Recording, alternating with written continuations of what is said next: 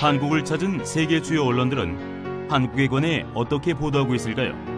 각국에 나가 있는 특파원을 불러 이야기를 들어보도록 하겠습니다. 네, 저는 우즈베키스탄 특파원입니다. 우즈베키스탄에서는 한국 사람들은 근면하고 시간을 중요시 여기며 국민을 위해 존재하는 정부라고 말하고 있습니다. 네, 저는 브라질 특파원입니다. 브라질에서는 한국을 전쟁의 폐허로 신음하던 나라였지만 교육을 통해 엄청난 잠재력을 가진 국가로 발돋움하는 나라라고 말하고 있습니다. 네, 저는 온두라스 특파원입니다. 온두라스에서는 한국을 독재에 대한 저항과 사회적 혼란 등 역경 속에서도 발전으로 향하는 고속도로를 벗어나지 않은 나라라고 말하고 있습니다. 네, 저는 러시아 특파원입니다. 러시아에서는 한국을 전기차 사용량이 늘고 있으며 그린 에너지에 특별한 의미를 부여하는 나라라고 말하고 있습니다. 네, 그렇군요. 해외 언론에서는 한국의 어떤 모습을 주목하고 있을까요? 또한 여러분의 고향 나라에서는 한국에 대해 어떤 모습을 가장 먼저 떠올리는지 함께 이야기 나눠볼까요?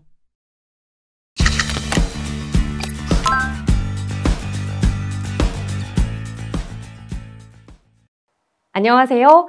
이번 시간 제일 첫 내용으로 국민 경제의 주체에 대해 알아보겠습니다. 한 국가에서 재화와 서비스를 생산, 분배, 소비하는 경제 주체에는 가계, 기업, 정부가 있는데요. 이들은 어떤 모습을 하고 있을까요? 가계는 주로 재화와 서비스를 소비하는 역할을 하며 기업은 생산하는 역할을 담당합니다. 여기서 가계는 기업에 토지, 노동, 자본을 제공하고 그 대가로 지대와 임금 그리고 이자를 받게 되죠. 마지막으로 정부는 가계와 기업으로부터 받은 세금으로 국가를 운영합니다. 예를 들어 정부는 가계나 기업이 생산하지 않는 공공재나 사회 간접 자본을 제공해 사회 전체의 이익을 추구하고 있는데요. 이처럼 가계, 기업, 정부가 서로 상호작용하기 때문에 국민 경제는 안정적으로 유지됩니다.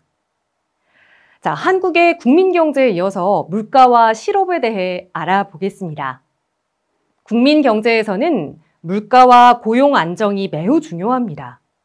물가가 오르면 돈의 가치가 떨어지게 되죠.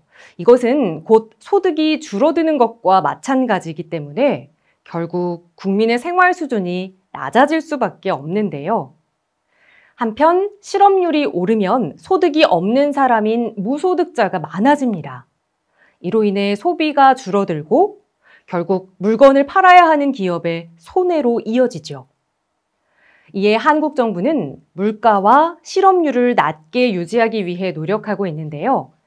2019년 소비자 물가 상승률을 보면 1998년 외환위기 때 7.5%, 2008년 금융위기 때 4.7%까지 올랐던 물가 상승률이 2013년 이후 1%대와 0%대로 유지되고 있음을 알 수 있죠. 하지만 아무리 한국 정부에서 물가와 실업률을 낮게 유지한다고 해도 체감 물가는 높을 수 있기 때문에 한국 정부는 계속해서 물가 관리에 신경 쓰고 있습니다. 한편 외환 위기 무렵 7%대까지 치솟았던 실업률은 그 이후 대체로 4% 안팎을 형성하고 있는데요. OECD 국가들에 비해 높은 것은 아니지만 청년 실업률이 10%대 전후로 나타나는 등 실제로 느끼는 실업의 고통은 큰 편이기 때문에 일자리를 늘리는 지속적인 노력이 필요합니다. 알아두면 좋은 플러스 팁, 어떤 팁인지 살펴볼까요?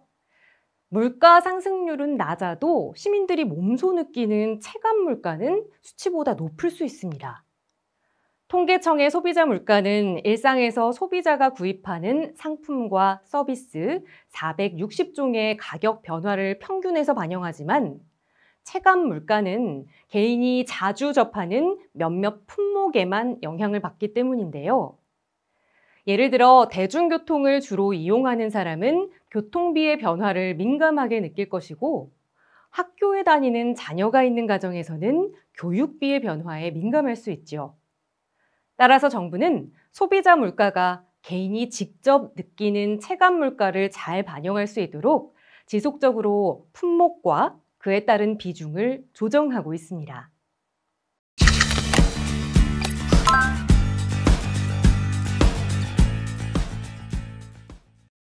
오늘날 시장 거래가 전 세계적으로 확산되면서 세계화가 빠르게 일어나고 있는데요. 이와 관련해 다음으로 국제 거래를 통해 성장하는 한국 경제에 대해 이야기해 보겠습니다. 한국은 수출 주도형 경제 성장 정책을 채택하면서 수출액과 수입액을 더한 무역액이 1960년에 4억 달러에 불과했는데요. 이후 2018년에는 1,404억 달러에 이르게 됐습니다. 특히 무역액이 상승세에 있던 2018년에는 세계에서 7번째로 연간 수출액이 6천억 달러를 돌파하는 나라가 됐습니다. 또한 한국 기업의 해외 투자도 꾸준히 이루어지고 있고 한국 기업뿐만 아니라 해외 기업의 한국 투자 역시 꾸준히 이루어지고 있습니다. 투자에 대한 꾸준한 발전과 더불어 한국인 관광객의 해외여행과 외국인 관광객의 한국 방문 등도 꾸준히 이루어지고 있는데요.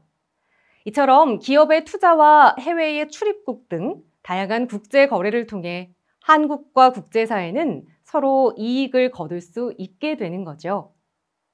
자, 그럼 환율과 국제 거래는 어떤 관계가 있는지 함께 살펴볼까요? 국제 거래를 할 때 가장 중요한 것은 바로 환율인데요. 그 이유는 나라마다 각기 다른 화폐를 사용하고 있기 때문에 무역이나 유학, 해외 여행 등을 할 때는 그 나라의 화폐 또는 국제사회에서 공통적으로 사용되는 화폐로 교환을 해야 하는 거죠. 따라서 환율 변동은 한국의 국제거래에 큰 영향을 미치기 때문에 가장 중요합니다. 일반적으로 환율이 오르면 한국의 수출에 유리한데요. 해외 시장에서 한국 제품의 가격 경쟁력이 높아져 같은 성능의 제품을 좀 더 싸게 팔 수 있기 때문이죠. 반면 외국에서 수입해오는 상품이 국내 가격에선 오를 수 있습니다. 한편 환율이 내려가면 수출에 불리한데요. 이러한 환율 변동은 국가 경제뿐 아니라 개인의 삶에도 영향을 줍니다. 같은 금액의 미국 달러를 해외로 송금하려고 하더라도 환율이 오르면 원래보다 더 많은 한국 화폐가 필요합니다. 반면 환율이 내려가면 해외여행 등을 할 때 더 적은 한국 돈으로 더 많은 미국 달러를 교환할 수 있어서 유리하죠. 이처럼 오늘날 한국과 국제사회의 거래 규모가 점점 더 늘어나고 있는데요. 변화하는 환율에 관심을 갖고 경제 생활을 하는 것이 바람직합니다.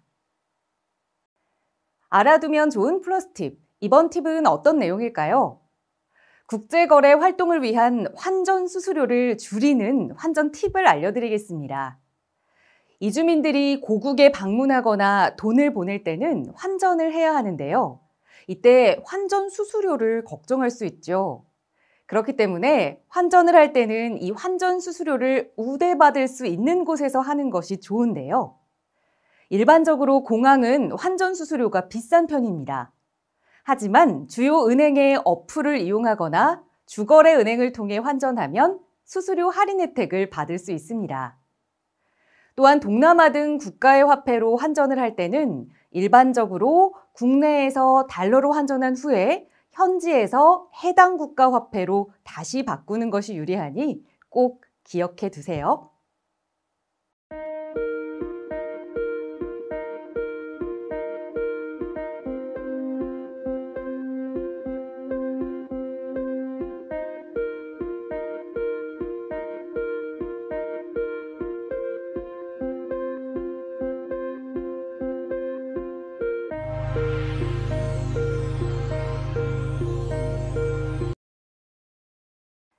최근 국제거래가 늘어나면서 각 개인이 해외 온라인 쇼핑몰 등에서 직접 물건을 구입했다가 피해를 입는 사례가 늘어나고 있는데요. 이런 피해를 막기 위해서는 해외 사업자와 거래할 때 가능한 현금보다는 신용카드를 사용하는 것이 좋습니다. 혹여나 결제 후에 피해가 발생한 경우에는 신용카드사 차지백 서비스를 이용하면 카드사를 통해 이미 승인된 거래를 취소 요청할 수 있는데요. 이때 소비자는 주문 내역과 또 사업자와 주고받은 메일 등을 증거 자료로 제출하면 환급받을 가능성이 더 높아집니다. 이 외에도 해외 구매와 관련해서 구매 대행 관련 피해는 국번 없이 1372 소비자 상담센터에, 또 직접 구매 관련 피해는 국제거래 소비자 포털에 도움을 요청할 수 있으니 잘 기억해 두시기 바랍니다. 여러분께서는 해외에서 물건을 구입한 경험이 있으신가요? 혹은 이로 인해서 피해를 입은 적이 있으신가요? 만약 있다면 서로 이야기 나눠보시기 바랍니다.